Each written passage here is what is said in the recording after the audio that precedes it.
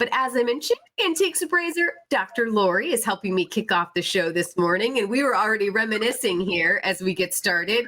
Dr. Lori, this week you were celebrating, did you say 20 years on TV now? 20 years on TV with great shows like The Curse of Oak Island on History and Auction Kings on Discovery and Strange Inheritance on Fox Business. And of course, with you for a long time and with, news and just giving people information about, of course, their art, antiques, and collectibles. I've studied history a long time. I've had so much fun on TV. Yeah, 20 years. But I'm still 26. I started at 6.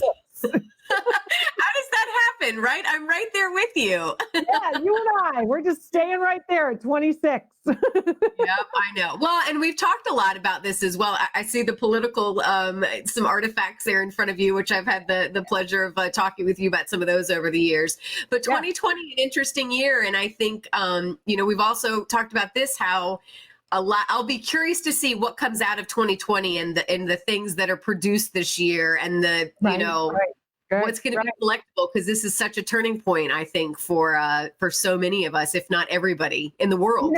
The things that highlight the people who really were out front, our first responders, I think will be a lot of the collectibles in terms of toys.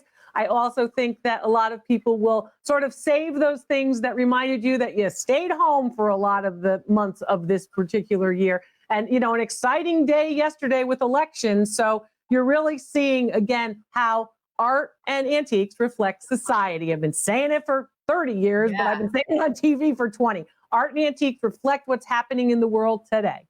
And even fashion, because I've learned from you when there's certain things that, just about how we decorate our homes or what we wear, what that means for our culture in that time period. And anyway, so again, thank you for joining us once again, where I've always learned so much. But let's go ahead, play another round of Dumpster or No Dumpster. Ooh, okay. So explain this. What is this? This is number one, and this is a piece of animalier, which is an animal sculpture. Animal sculptures were very popular in the late 1800s in France, and then they sort of went everywhere. So this particular animal sculpture is made of bronze. It's a cast metal piece. It's in beautiful condition. I happen to like cows just as a general thing because my mother's name was Elsie. We had a lot of cow stuff around our house. But this particular piece was sent in by a viewer, and it's a very nice sculpture. It's about 8 inches tall. It's about 12 inches long, and it's very, very natural, very realistic. Okay, so you had me at bronze. You know this. My dad is a bronze medal artist. Yes. There's no way that can be less than $50, right? I'm keeping that thing. No dumpster. That's a $2,500 sculpture. And yes, it's definitely a no dumpster. And you have to know materials. What you just taught the viewers is you got to know about materials. And that's exactly what you have to think about. How do you identify bronze? Lift it up. Bronze is going to be heavy. Okay. Very nice. Very nice. Your dad's a good sculptor too. Yeah. And it's well kept. I mean, it looks good. Would you say the early 18? Late 1800s. Late 1800s. Okay. It's a nice piece. It's a nice piece. All right. Item number 2 this morning. Ooh. This is a George Washington drawer pull. And this is actually on a cabinet, but you're not trying to decide whether or not the cabinet is valuable, just the drawer pull. So if you only had one drawer pull from about 1925, and this is what I want you to think about, because that drawer pull indicates something that you all need to know, which is the Colonial revival is going to come back. So from about 2021 to 2025, you're going to see this interest in all things George Washington, Colonial American, Revolutionary War. Why do you think that's coming back? Because it's going to be the revival of that particular time period. 1926 was our sesquicentennial, so now 2026, you'll see a spike in all things Colonial. And it's important to know, 20 years ago, I was telling you, collect the Art Deco because in 2020, it's going to be hot. Guess where we are? 2020, and now it's hot. I'm going to tell you now, 5 years from now, I want you to be collecting right now Colonial American pieces because in 5 years, 6 years, they're going to be hot. All right. So that tells me right there, no dumpster. My only concern is that there's just one. I'd imagine if you had more door pulls, it would be worth even more. Right. You want 6 drawer pulls for the 6 drawers. You know, maybe you have a 3-drawer dresser and you've got 2 pulls on each end of your drawer. So you want 6. You always want to keep sets intact. This particular drawer pull is worth $75 for one. Yeah. So Good drawer job. pulls, though, too, I feel like, I even have some interesting mismatched. I feel like those are still pretty popular even on their own if you have some really cool ones. Hardware is really popular and very collectible. People look for hardware. So a lot of people go, I don't care about that old chest, or I want to repurpose something. Repurposing is fine, but make sure you check with me first to make sure you're not repurposing something valuable, and be careful about just discarding the old pulls. Yeah. Okay. And not.